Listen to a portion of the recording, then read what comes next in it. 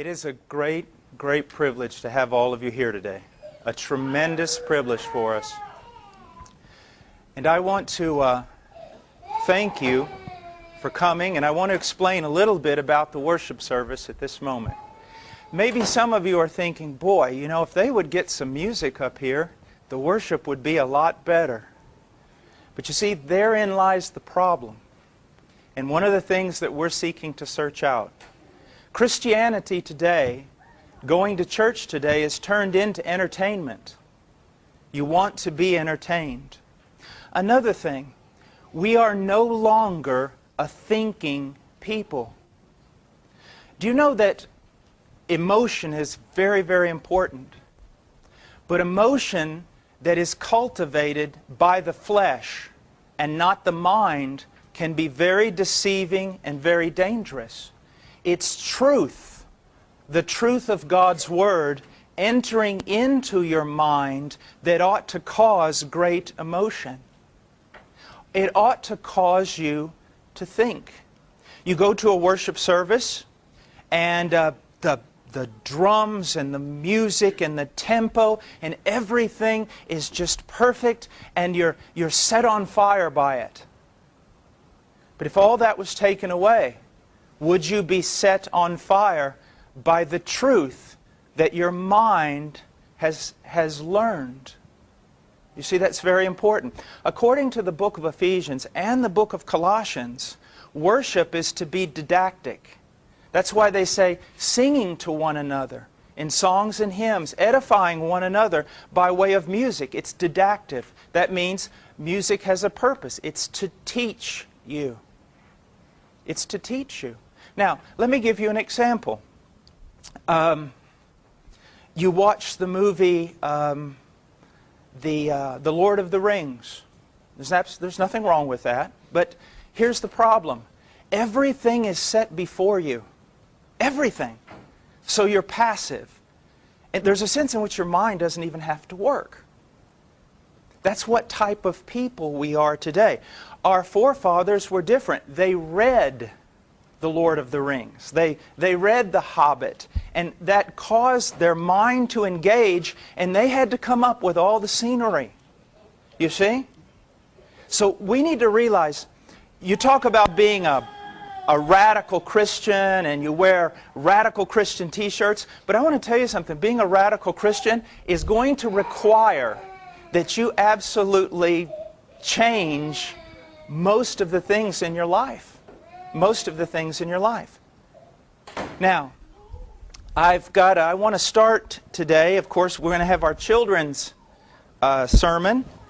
And I want anyone, a family or anyone, to just pass those around. And we're going to be teaching the children. Now, before I do, I want to talk to the parents for just a moment. Something very, very important. Parents, if your children are not yet reading, are you reading to them? And if they are reading, you need to encourage that they read a great deal. Now, there has been a lot of work done for children lately in what's called Christian media. Now, I'm not against that if it's good, but I want to give you an example, okay? Because we're here not just to teach about high theology, we want to teach you some practical things. And here's something that I want you to know. I sat down a few years ago, my children were young and were not really reading yet, and I read, we sat down and we watched the animated film, The Wind in the Willows. It was wonderful. I mean, it's very well done, very, very good story. The graphics were amazing, Wind in the Willows. But then after we watched it, the next night, I sat down with my children, I opened up the book, Wind in the Willows, and I read it to them. Do you know what? And I've done this over and over. It changed the spirit. What I mean by that, the disposition, the attitude of our children and our home. It truly did. You could sense a peacefulness in the children.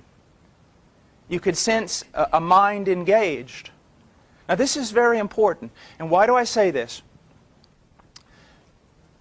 Christianity is not anti-intellectual. As a matter of fact, we are told to grow in the knowledge of God. Now, you live in it, even though it considers itself intellectual, we live in a pseudo-intellectual society that boasts about great knowledge but cannot defend it. That's technologically advanced but would find it very, very difficult to read through Watson's book on logic that was actually written for grade school children. So, as Christians, we have to realize that when a society has endeavored to know and to think, it has been the result of Christianity, the result of the Scriptures. And if we are going to be Christian, we cannot allow our children to be trapped into some form of neo-paganism or dark age. We need to cultivate their mind. Why? I teach my children to read so that they can know God. Teach my children to think so that they can know God and not be deceived. So that when they open up their mouth, something comes out without logical fallacy. Something that is actually correct. Do you see? Put truth in so that truth can come out. Now, in our lesson this morning, children, okay? All the children are listening. We've been going over a question, and the question is this: what is the chief end of man? Now, chief end means this: why were you made? And we went through something, a little bit of what I told you last week was moral philosophy. And it's this: a person who is reasonable is always going to have a reason for what they're doing. Okay? If you go to the store and you walk up to a man and you say, "Why are you here?" and he says, "I don't have a clue why I'm here," then you've got to think that man's not very reasonable.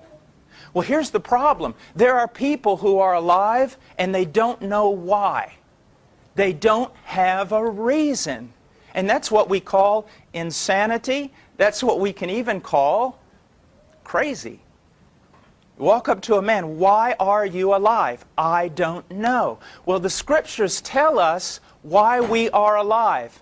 And this is what it says: the chief end of man is to glorify God. It's to glorify God. It's to bring Him glory. Not only to glorify God, but to enjoy God forever. Now, if I just leave you children at that, you're going to have some trouble. Because we need to understand, what does it mean to glorify God? And that's what we're going to look at today. On the second page, in number 1, I've written, to glorify God means to recognize that He is greater and more valuable and more beautiful than all other things combined. Now, parents, when you just look at your kids and you feed them some morality, you feed them rules, and you tell them this is the sum of Christianity, you will kill them. Christianity is not primarily about rules. It's not even primarily about morality. It's primarily about God and beholding God, knowing God. Now here's the problem, children. The big problem. Do you know why even adults don't get excited about God? Because they don't know Him. Even those who are truly Christian are suffering a great deal. Why? Because of a lack of knowledge of God. Now adults, if I were to ask you to write out 3 pages on the holiness of God and give you a day to do it, could you? And then, if I read your paper, would it all just be facts? Or would there be passion there? When you think about God, have you ever thought about this? That God is so beautiful that if in your earthly state, the way you are right now, you were to catch a glimpse, just a glimpse of the beauty of God, that beauty would be so spectacular, parent, that it would disintegrate you. That you will have to be strengthened in your inner man, completely transformed, in order to even glimpse the beauty of God, to be a creature that could actually contain the beauty that He's going to see. That's what your children need to know. Do you see that? But if you don't know that, if you're not passionate about Him, it doesn't matter if you're a moralist, a homeschooler, or whatever else, all you're doing is handing them a dead religion. They need to know that God is delightful, that He's beautiful, that He's above the worth of everything. Do you see that? Now, children, back to you. I want to give you an illustration. And I've written down here, if you want to read with me, number A, imagine weighing everything that exists in heaven and on earth on one side of a scale. And then God stands on the other side of the scale. His worth would outweigh them all. If you took everything that's ever been made, crickets and clowns, mountains and molehills, specks of dust, if you took everything that exists, even in worlds that we do not know, and you put it all on one side of the scale, and you put God on the other, He's worth more than all of them. You need to chase after someone like that. He's worth more than all of them. Okay? And this is what the Bible says in Isaiah 40:15, 17, and 18.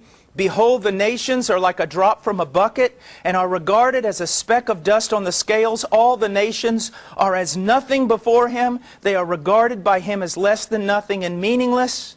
To whom then will you liken God, or what likeness will you compare with Him? That does not mean that God looks at humanity and says it's worth nothing.